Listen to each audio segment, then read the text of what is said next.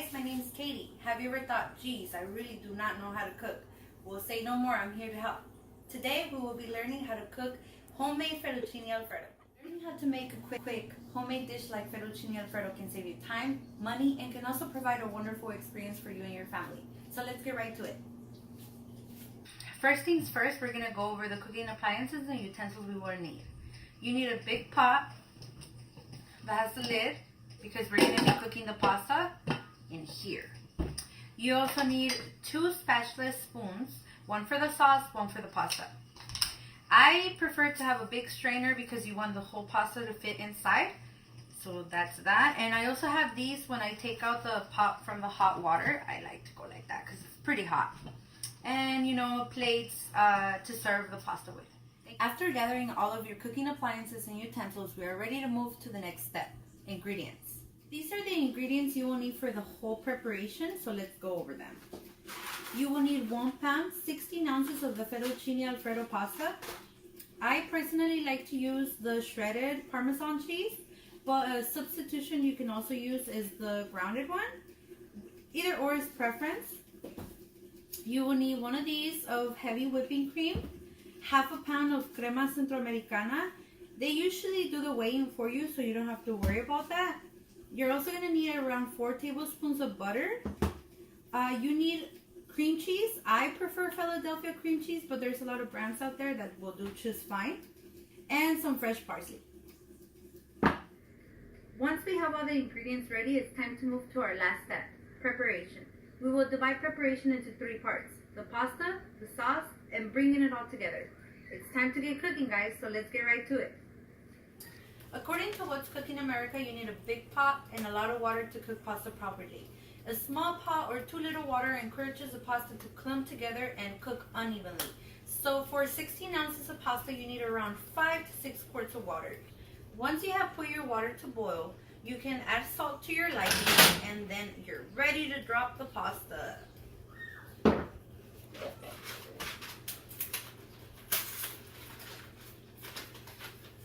You should only cook your pasta for 8 to 12 minutes. You do not want to overcook it.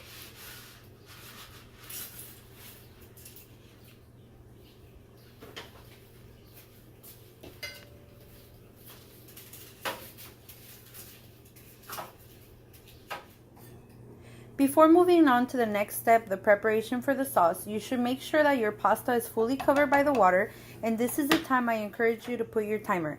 Again, the preparation time is around 8 to 12 minutes. Once the time is up, you're going to transfer the pasta to the strainer and you're going to let it sit aside. Okay, be careful because this is really hot, that's why I use these. And we're going to get them. Be careful not to splash yourself. Beautiful. And we're gonna get cooking. Alright, now that we have the pasta ready, it's time to move on with the sauce. We're gonna put around 4 tablespoons of butter.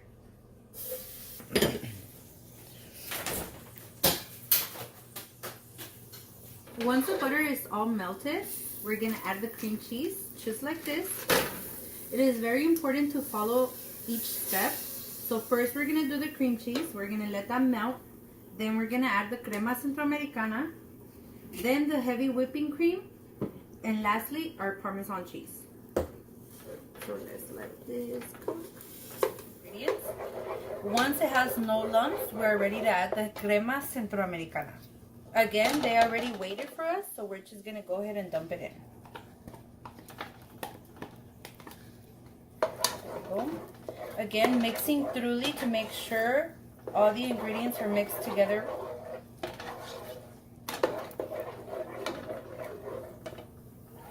We're gonna let that simmer for a couple minutes.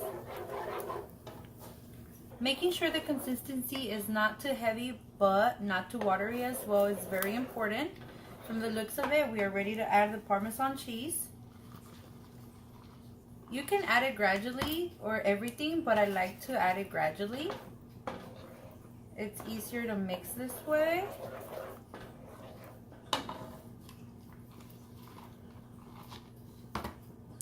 There we go. Alright guys, so now that our sauce is boiling, it's time to add the pasta. Should be ready to go.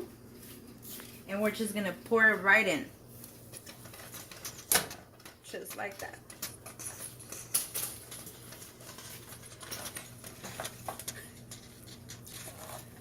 And mix thoroughly. Fantastic. Look at that.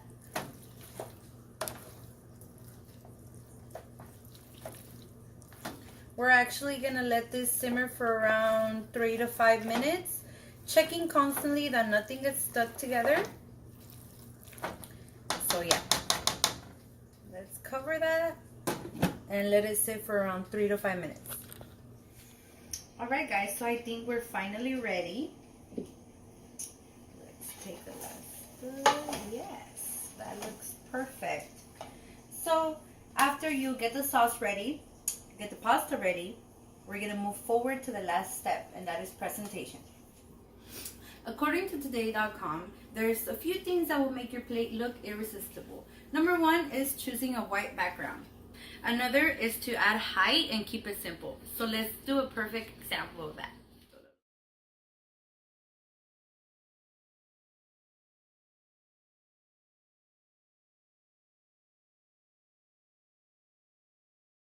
So this is an example of what height means. Kind of bringing it to the center.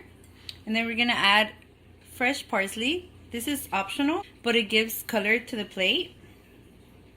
And you can also add some of that fresh grated Parmesan cheese. And there we go, guys. It is ready to eat.